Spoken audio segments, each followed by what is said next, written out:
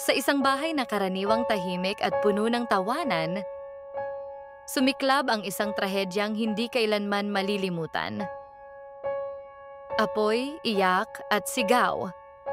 Ito ang mga huling sandali ng tatlong bata sa kamay ng kanilang sariling ina. Ano ang nagtulak sa isang ina para gawin ito? Isang kwento ng sakit, depresyon, at kawalang sigaw sa tulong. Sa kwentong ito, ating susuriin hindi lang ang nangyari, kundi ang mga dahilan at aral na hatid nito. Ako si Night Sapphire at ito ang True Stories PH.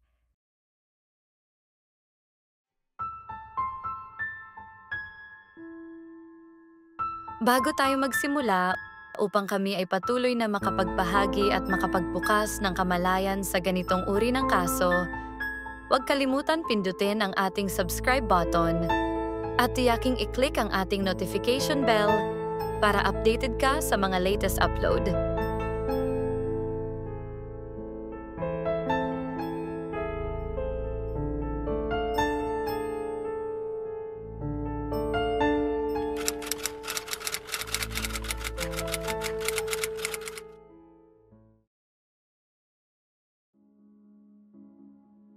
Isang malungkot na araw ang bumalot sa bayan ng Santa Maria, Bulacan.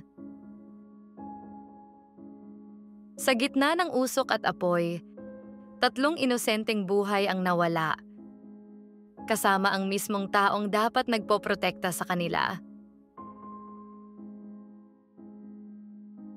Ano ang nagtulak sa isang ina para gawin ang hindi maisip ng karamihan? Ito ang kwento ng isang trahedyang yumanig sa buong bansa.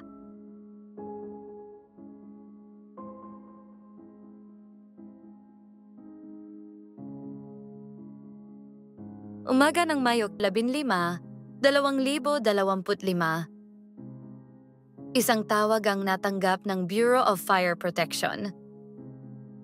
Isang bahay sa Sitio Old Borlan, Barangay San Vicente, Santa Maria, Bulacan. May makapal na usok, may apoy. Agad nagresponde ang mga kapitbahay. Sabi ng isang rescuer, Kinrinder po yung padlock. Sinira pati yung doorknob kasi sarado talaga. Corner na corner yung mga bata. Pagpasok nila, sinalubong sila ng makapal na usok, amoy ng thinner, gasolina, at nasusunog na kutsyon. Isa-isang inilabas ang mga bata at ang kanilang ina. Ngunit ang bunso, 1 taong gulang na sanggol, ay patay na.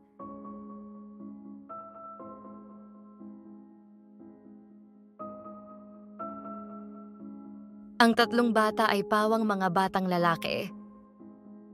Edad 6, 3 at 1 taon.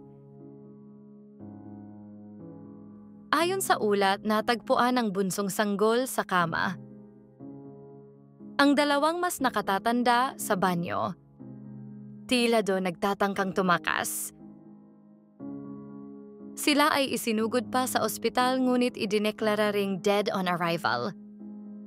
Kasama rin ang kanilang ina na nagtamo ng matinding paso.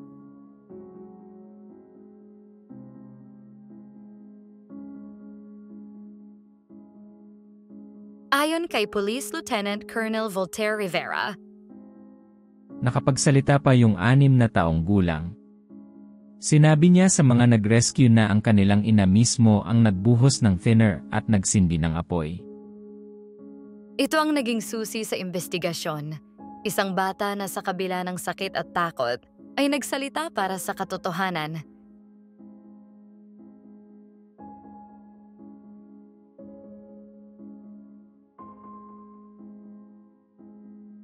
Sa lugar ng insidente, natagpuan ang 2 bote ng paint thinner at 1 kahon ng posporo.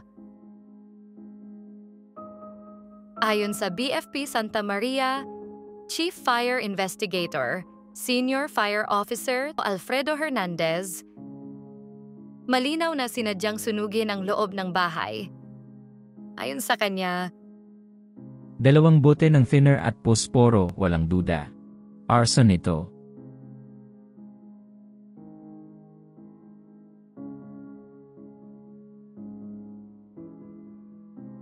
Ang ina, 28 taong gulang, ay kilala sa lugar bilang si Mommy. Ayon sa mga kapitbahay, siya ay tahimik at mapagmahal. Ngunit ilang araw bago ang insidente, nagtungo siya sa barangay upang magsampa ng reklamo laban sa kanyang asawa, isang 34 na taong gulang na pulis na naka-assign sa Maritime Group ng PNP sa Batangas at sa biyenan nito. Ayon kay Barangay Captain Potenciano Lorenzo, nagpunta siya rito. Sabi niya may problema sila. Plano namin siyang kausapin ulit kinabukasan, pero nangyari na ang trahedya.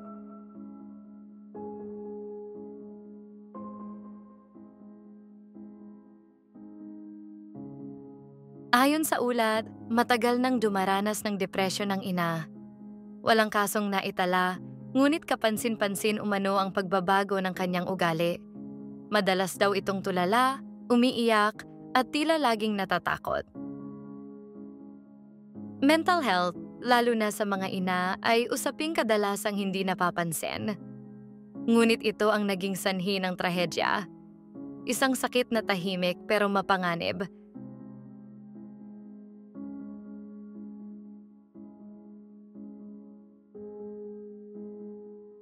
Hindi umano naroroon ang ama sa oras ng insidente. Nakausap siya ng mga awtoridad sa telepono. Umiiyak siya. Hindi rin daw niya matanggap. Hindi niya raw akalaing mangyayari ito. Bagaman nahaharap siya sa mga alegasyon, hindi pa malinaw ang buong detalye ng kanilang relasyon.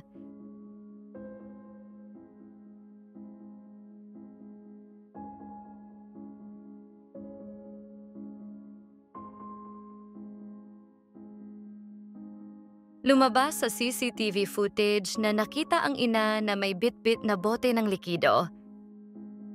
Kinumpirma rin ng forensic team na ang apoy ay nagsimula mula sa kwarto ng mga bata.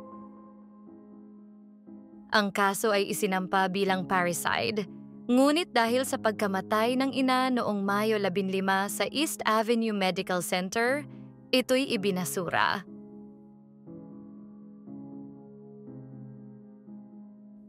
Mas maaga noong gabing iyon sa Santa Maria, Bulacan, nagtungo ang ina sa mga awtoridad upang i-report ang mga patuloy na alitan nila ng kanyang mga biyenan.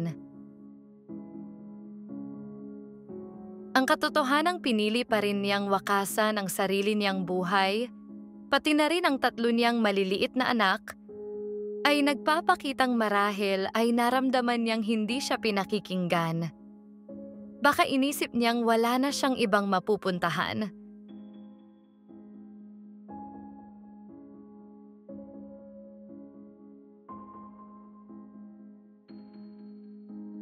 Ang buong barangay ay nagluksa.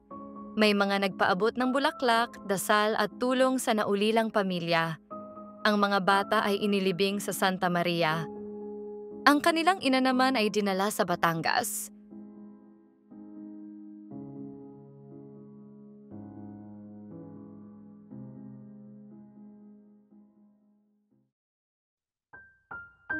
Masyadong mataas ang inaasahan sa mga ina na kayanin ang lahat mula sa saya hanggang sa pagod at lungkot kahit walang espasyong bumigay. Tinuturuan tayong itago ang pagluha, magpatuloy dahil may pamilyang umaasa. Kapag naglabas tayo ng saloobin, madalas tayong mapagkamalang nagdadrama. At kapag walang mapagsabihan, tahimik at dumadating ang depresyon. Lumalalim sa pagod, kalungkutan, at pressure na kayanin ang lahat. Hanggang sa sumabog ito. Sa isang bansang kulang sa access sa mental health care, kailangan nating magsimula sa pagbabago ng kultura. Makinig tayo, magpakita ng malasakit at paniwalaan ang mga nagsasabing hindi sila okay. Habang wala pang sapat na suporta, maaari tayong lumikha ng maliit na sandalan sa pamilya, kaibigan, at komunidad. Hindi sapat ang Okay lang humingi ng tulong. Dapat ay lagi tayong nangangamusta. Minsan sapat na ang maramdamang may nakapansin at nagmamalasakit. Mula roon maaaring magsimula ang paghilom. Maging lifeline tayo ng isa't isa. Dahil ang malasakit at koneksyon ang maaaring sumagip mula sa kawalan ng pag-asa.